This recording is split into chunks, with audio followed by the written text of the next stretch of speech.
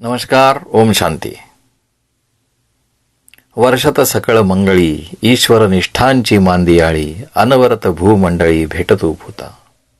चलां कल्पतरूंचे आरव चेतना चिंतामणींचे गाव बोलती जे आर्णव पीयूषांचे. संत श्रेष्ठ ज्ञानोबा राय, उनका पसायदान और चला कल्पतरुण से आरव. कल्पतरु के ऊपर हमारी चर्चा थी, हमारा चिंतन था. कल्पतरु से आरव, आरव क्या है इसके ऊपर भी चिंतन था. माउली जो है, संत श्रेष्ठ ज्ञानेश्वर महाराज जो है, उनका जब भी मैं ये सोचता हूँ, सुनता हूँ, तब मुझे ये लगता है कि वो श्रीमंत है.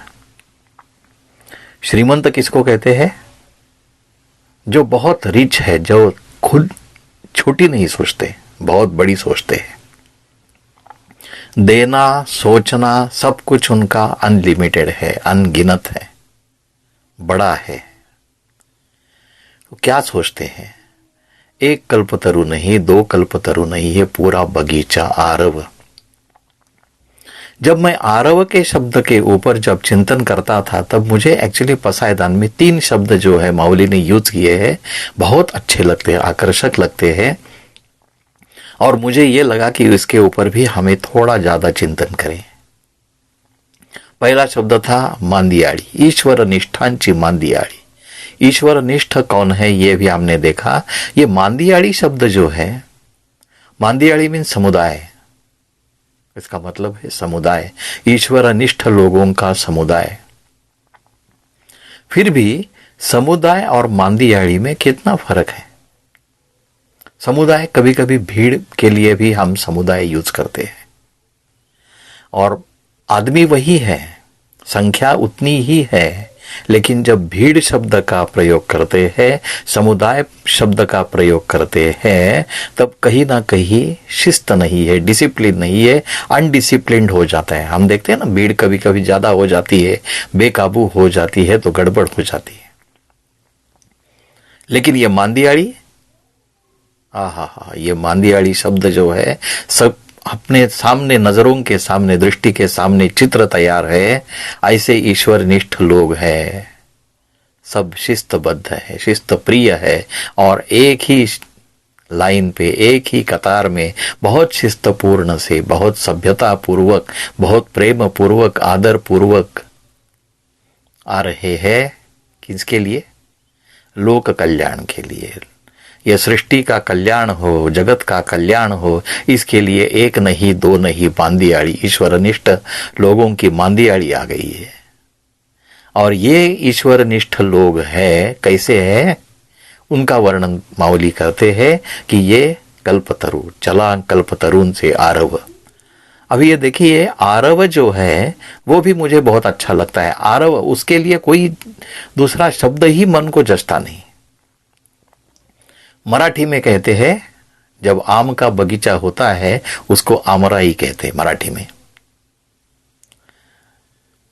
जब केले रहते हैं या करदल, जो एक वनस्पति है, फूल रहते हैं, उसका अगर बगीचा है तो उसको बन बोलते हैं. केड़ी से बन, करदली से बन, आमराई.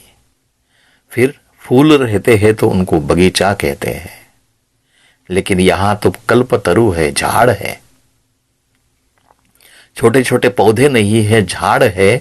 और ये कभी कभी बहुत जहां झाड़ रहते हैं, पेड़ रहते हैं, उसको जंगल भी कहते हैं. लेकिन जंगल और आरव में क्या फर्क है? जैसे भीड़ और मांदियाड़ी में फर्क है, वैसे जंगल और आरव में भी फर्क है. जंगल है, वहां अगर मंगल नहीं है तो कभी कभी डर लगता है, भय लगता है. लेकिन ये कल्पतरुण से आरव, कल्पतरुण के जब आरव आ जाते हैं, तब सब समाज भय मुक्त हो जाता है. और आजकल हर एक के मन में कहीं ना कहीं भय है. कोई भी चीज हो, हर चीज का कुछ ना कुछ भय मन में छिपा हुआ है, और ये भय जो है वही तकलीफ देने वाला है. तो चलांग कल्पतरुन से आरव। ऐसे कल्पतरु जो ईश्वर निष्ठ लोग हैं वो कल्पतरु जैसे है, जो कल्पना मन में है वो पूर्ण करने वाले हैं। ऐसे जब आएंगे तब पूरा समाज भय मुक्त हो जाएगा। और ये भय मुक्त, भय को भी हम चिंता भी कहते हैं। चिंता, स्ट्रेस, टेंशन, कितने शब्द हैं। और ये चिंता जो है वो बहुत, एक कवि है सबको मालूम होगा कि चिता और चिंता क्या फर्क है। एक टिम्ब, एक अनुस्वार का फर्क है। चिता जो है वो निर्जीव डेड बॉडी को जलाती है और चिंता किसको जलाती है। चिंता जो है वो जिंदा आदमी को जलाती है, जिंदा इंसान को जलाती है। और वो सोता है तो भी जलाती है, जागता है तो भी जलाती है, बैठता है तो भी जलाती है। और ये चिंता से, भय से मुक्त होने के लिए आदमी बहुत कुछ कोशिश करता है, लेकिन पूरी होती है। वही चिंता जो है फिर बहुत सारे उसके ऊपर चिंतन होते हैं, क्लासेस होते हैं। वो चिंता जो है वो देनी किसको है हमें पता नहीं चलता। इसलिए मौली ने उपमा दी है, जो ईश्वर निष्ठ लोग हैं, जिनको हम फरिश्ते कह सकते हैं, जिनको हम एंजल कह सकते हैं, जिनको हम संत कह सकते हैं, ऐसे लोग हैं वो चिंतामणि भी है। क्योंकि देखिए, चलांग कल्पतरुन से आरव, चेतना चिंतामणि से गाव। चिंतामणि, चिंतामणि एक ऐसा रत्न है, ऐसा एक पत्थर है, वो मणि है, ऐसा पत्थर है कि वो अगर मेरे पास है तो मुझे चिंता स्पर्श ही नहीं कर सकती। तो ये एक मणि अगर होता है चिंतामणि, तो लेकिन वो पत्थर है इसलिए वो अचेतन है। अगर अचेतन पत्थर भी मेरी चिंता हल कर सकता है, निकाल कर सकता है, तो चेतन, इसलिए ज्ञानदेव जो है उन्होंने कहा चेतना चिंतामणि से गाव। चेतन है, चैतन्य है। और ये चैतन्य चिंतामणि जो है एक नहीं, दो नहीं, तीन नहीं, ये पूरा गांव ही चिंतामणि का है। आप कल्पना कीजिए, हम हमेशा सोचते हैं ये कलयुग के बाद क्या आएगा, ये कलयुग है। कुछ भी बुरी चीज होती है तो हम सोचते हैं ये बुरी चीज है, कलयुग है, ऐसा ही होना है। लेकिन ये माउली को मंजूर नहीं है। ये माउली को बिल्कुल मंजूर नहीं है कि ये कलयुग है, मंजूर है लेकिन ऐसा ही रहेगा, ये मंजूर नहीं है। और इन्होंने रोड मैप तैयार किया है, डिजाइन तैयार किया है और इसके हिसाब से हमें प्लान बना के दे दिया है। कौन सा प्लान है? स्वर्ग का प्लान है। रास्ता भी बना दिया है और रास्ते पे व्हीकल्स भी दिए हैं। और ये व्हीकल्स है ईश्वर निष्ठांची मांदियाळी, अनवरत भूमंडली भेटतु भूता। ये कल्पतरु है, चिंतामणि है, चेतना चिंतामणि से गाव। और ऐसे चिंतामणि अगर मेरे पास है तो मुझे कोई टेंशन नहीं है।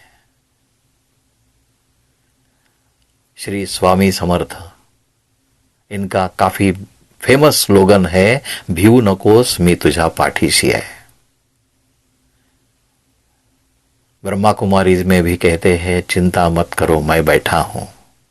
कोई ना कोई बैठा है, कोई ना कोई मेरे साथ है। ये अनुभव जो है, ये विश्वास जो है, वो ये कल्पना जो है, वो आदमी को धीरज देती है। और यहां तो पूरा गांव का गांव ही है, चेतना चिंतामणि से गांव। तो चिंता कोई रहेगी ही नहीं, चिंता मुक्त समाज हो जाएगा, भय मुक्त समाज हो जाएगा। और सिर्फ चिंता मुक्त, भय मुक्त नहीं, आनंद से परिपूर्ण हो जाएगा। तो सुख सुख जो है हम बोलते हैं, सिर्फ मुक्ति नहीं चाहिए, जीवन मुक्ति चाहिए। और जीवन मुक्ति में सुख और शांति दोनों भी है। तो सुख और शांति कब मिलती है? जब मनुष्य सर्व चिंताओं से मुक्त हो जाता है, तब उसको सुख और शांति मिलती है। और इसलिए माऊली ने कहा है, वर्षत सकळ मंगळी ईश्वर निष्ठांची मांदियाळी अनवरत भूमंडळी भेटतो भूता। चलांग कल्पतरूंचे आरव चेतना चिंतामणींचे गाव। चिंतामणीचे गाव है और बोलते कैसे है, बोलती जे अर्णव पीयूषांचे। कवि जो रहता है वो जब कल्पना करता है, हमें कुछ देता है तो भर भर के देता है, लुटो जितना चाहे लुटो। हमारी शक्ति कम पड़ जाती है और भंडार खुला है। ये ईश्वर का भंडार है, परमात्मा का भंडार है, भगवान का भंडार है, और वो खुला करने के लिए चाबी लगाई है माऊली ने, दरवाजे खोल दिए हैं।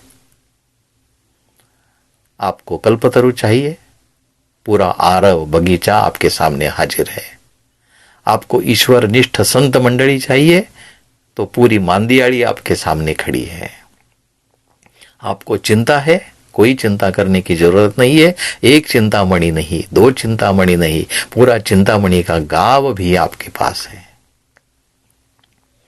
और ये सब है लोग बोलते कैसे हैं।